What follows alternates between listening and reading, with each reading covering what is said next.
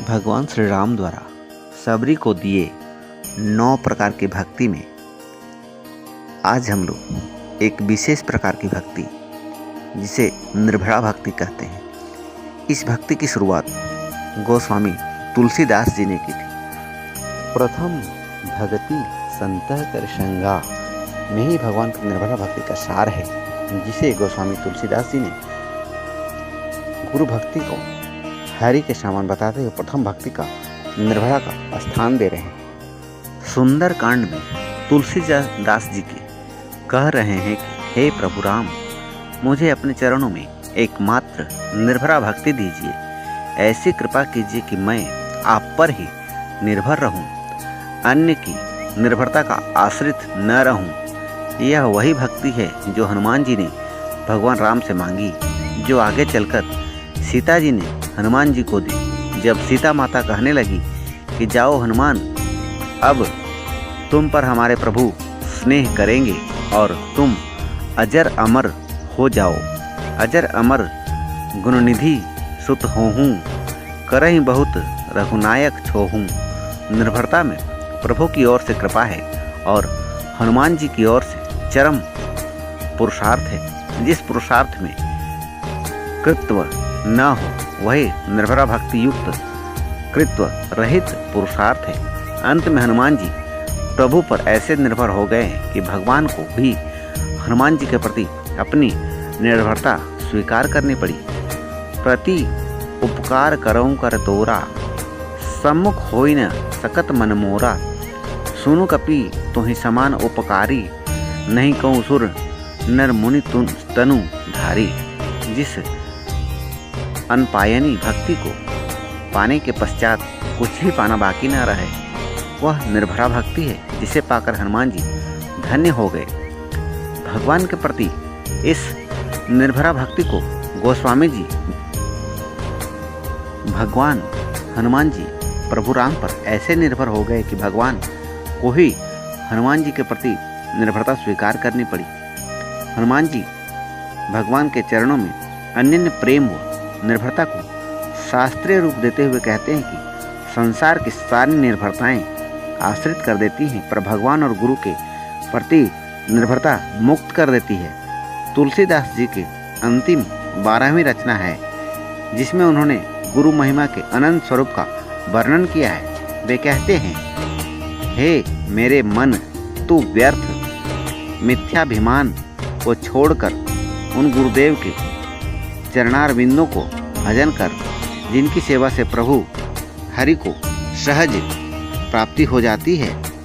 फागुन माह के शुक्ल पक्ष में 15 तिथियों को क्रमिक रूप से भगवत प्राप्ति के साधनों के रूप में गिनाते हुए तुलसी सबका सार लिखते हैं। प्रतिपदा सभी भगवत विषयक साधनों का फल है। भगवान के चरणों में प्रेम, भगवान के प्रति प्रेम हुए भगवान हमसे दूर लगेंगे, इसके लिए गुरु की सेवा परमावश्यक है। द्वितीय, जब जीव और ईश्वर के बीच का द्वैत भाव हमने अपने मन में बसा रखा है, बस यहम और मोह से अलग होकर एकत्व की अद्वितीय निष्ठा ही द्वितीय है। तृतीय, सत्व रज तम मयि त्रिगुणात्मक सृष्टि में उसके अधिष्ठान भगवान नारायण बालमुकुंद को ही देखें और किसी भी गुण के अभिमान में न फंसकर नित्य शुद्ध परात्व पर राम में स्थित रहें, वही तृतीय है।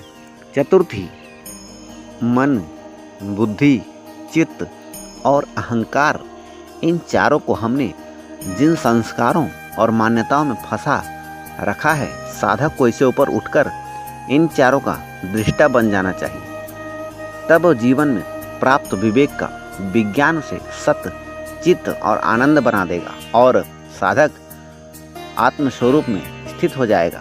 यही साधक के अनुष्ठान की चतुर्थी है।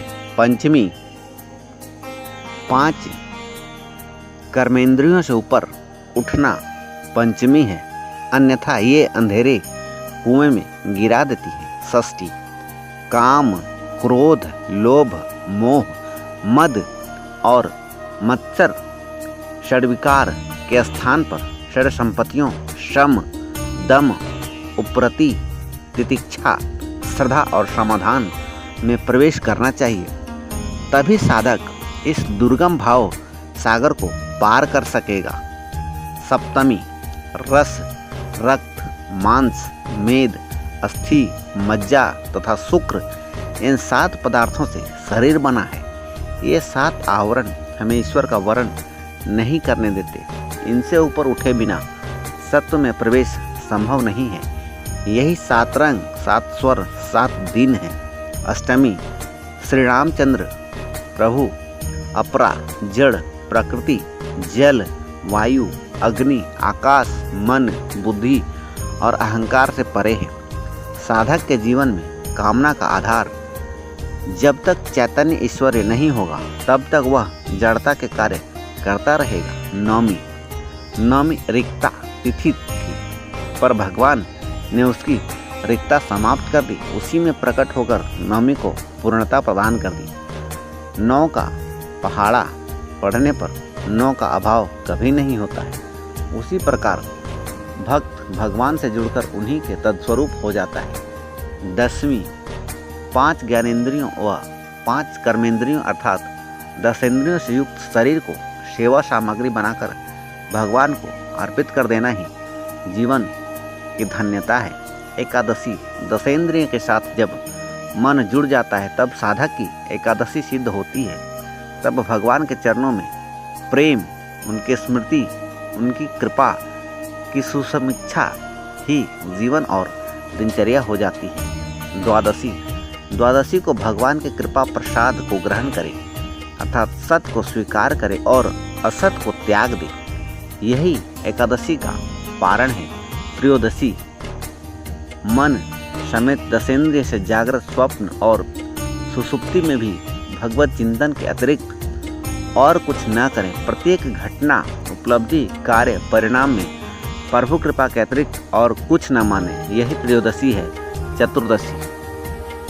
चतुर्दशी 10 इंद्रियों के केंद्र शरीर और अर्थ, धर्म, काम और मोक्ष 4 पुरुषार्थ की उपलब्धियों को छोड़ जो भरत की तरह भगवान के चरणों में प्रेम तथा अनुरक्ति की ही याचना करे उसकी चतुर्दशी सिद्ध हो जाएगी और वह कृपा की पूर्णिमा की ओर बढ़ेगा। पूर्णिमा माह में एक बार आती है और भगवान श्री राम की कृपा हो जाए तो वह हर तिथि प्रत्येक पक्ष में रहेगी। पूर्णिमा फागुन माह की पूर्णिमा के दिन ही होली का त्यौहार होता है।